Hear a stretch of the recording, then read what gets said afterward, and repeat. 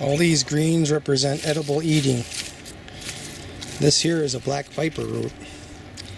I think that's a very nutritious plant. It actually has a pretty good root. I pulled out the last of the sulsphys here now that I'm going to eat. The rest of them are going to leave for seed. So I like eating these shoots now.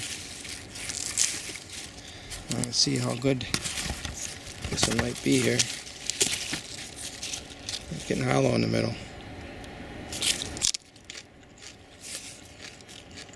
Still tender. Not a little bit of fiber. What I've been doing is I've been cutting them really loose, really small. And I've been adding with my eggs. Tastes like green, tastes like grass. These flower buds are edible. Flowers are edible too. I'm gonna eat them right now.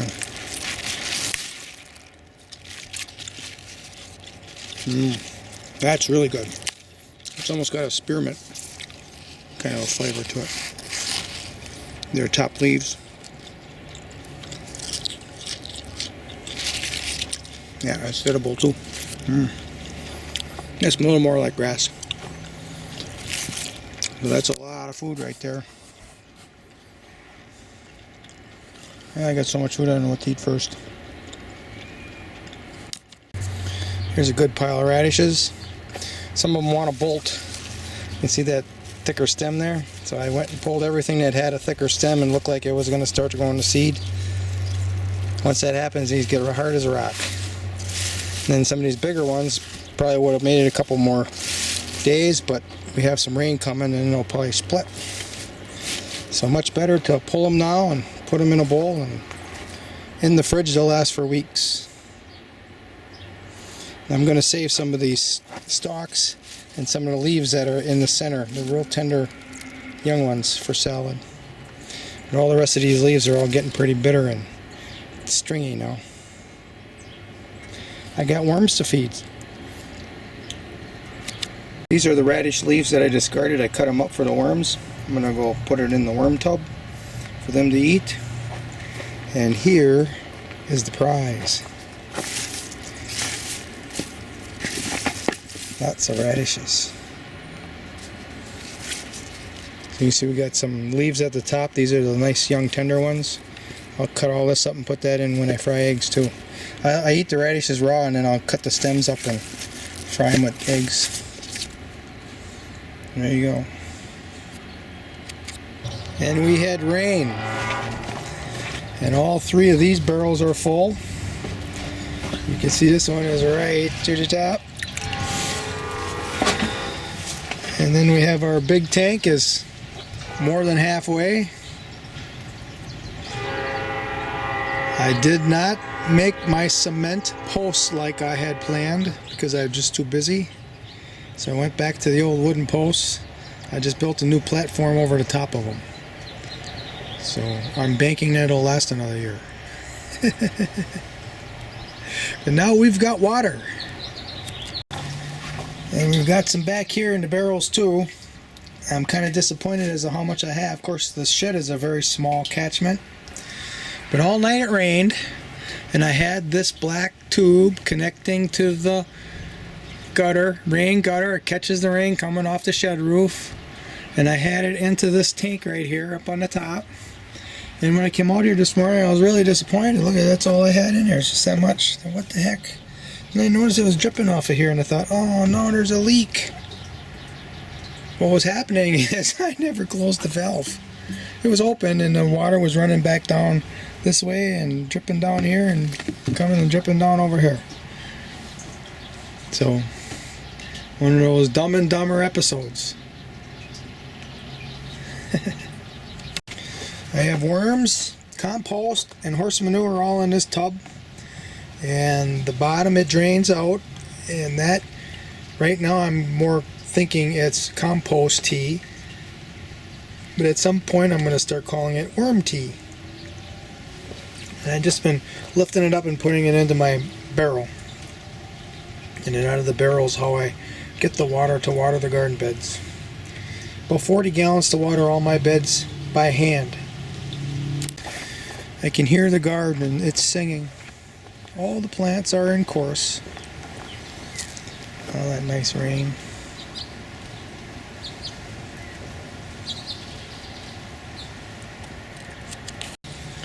Sweet William is putting on a show.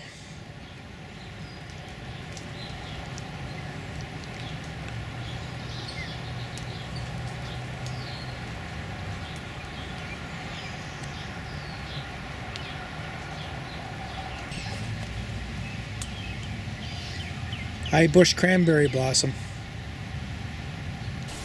A barrier into my backyard. I got some videos out there where I call it, should I whack the baby bunny? The baby bunny says nope.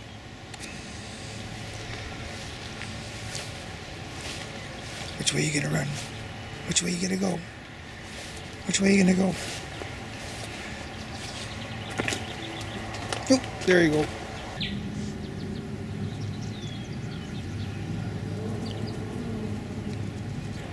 A Shishandra blossom.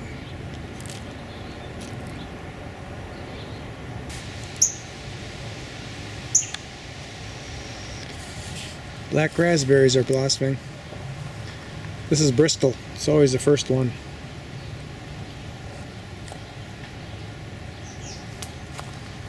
A whole bunch of blossoms. Just like normal, right on cue. Red Beauty Kiwi are all over blossoming. More blossoms than ever. 100 times more blossoms than ever. They're everywhere.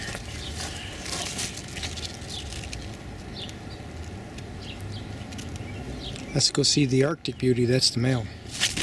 So I had 3 Arctic Beauties and 1 died this year.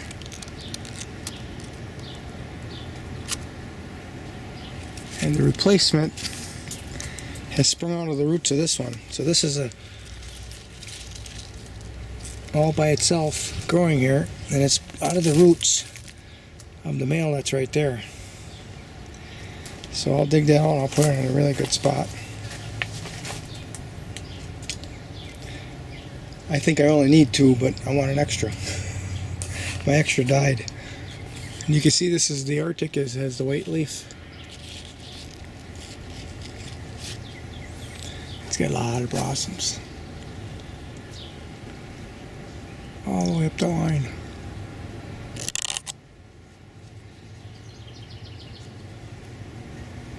The second one is right here. And it's kind of being overrode by the hardy kiwi. But I can see it's growing up into that mulberry tree. So it's up in there. So it's good. It's in the sun. Oh, that mulberry tree there is loaded too. That one's called lavender. Here's a branch of it right here.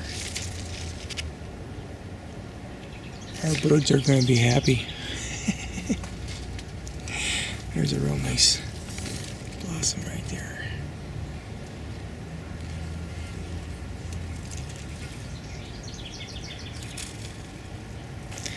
This is quince. Lemony quince. They're sour.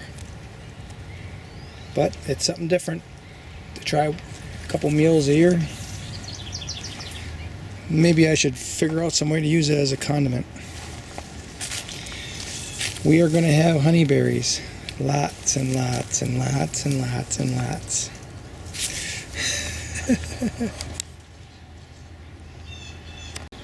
Two rains and we have that tank more than 2/3.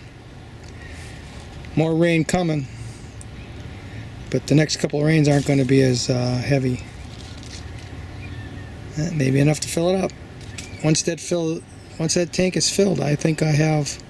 This was an overgrown walkway, and I kind of liked it overgrown. But I had an impulse buy, purchasing 48 cells of asparagus seedlings. Each cell had anywhere from, I don't know, they probably averaged 5 seedlings a cell. And I've planted, this is I think 5 beds now. I planted them densely because I've had bad luck with them living. As many as half of them and maybe even more die. But in this case I'm going to intensively take care of them. All the rest of them I just planted them and they had to take care of themselves. But I want to make sure these are watered. I've got a bed there and I've got a lineup of them right along the fence. And then this morning I weeded this spot. I'm going to plant the rest of them very dense in here. I put the blanket over because we had that rain and the soil was moist. So this is a good spot because it's shaded in the afternoon when the sun is the hottest, and there'll be less evaporation in this spot right here. I think they'll have a good chance to get going. And now I took this unproductive, well, it was productive in the sense that the area, even though it was overgrown, it was providing an element of shade and lowering evaporation, and there's that bacterial quorum sensing issue with all the different species. But I had that impulse buy, and I have that permaculture thing in me that says produce a yield. So this is closer to the house. I don't need to have wild plants close to the house. I got plenty of room in the back.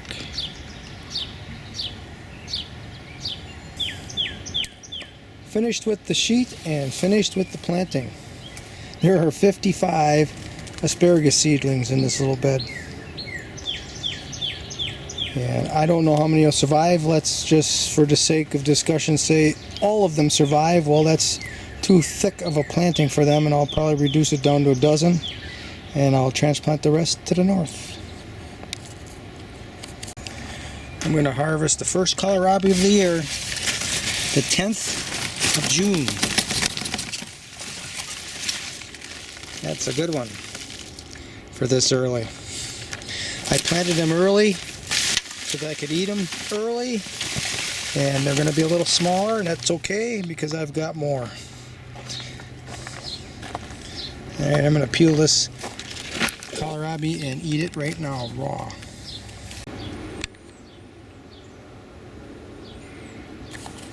Look at that. Eating kohlrabi. Fresh from the garden. There's at least a dozen left. And the next week I'm going to eat them all. More than a dozen. Maybe there's 20 in there yet. And after that, then the Cossacks will start getting larger. I like this stuff. Nanny berry.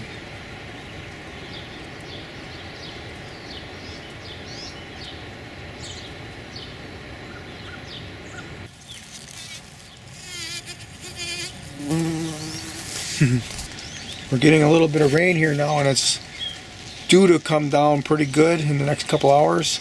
So I'm going to reconnect my hose that's from my rain gutter on the shed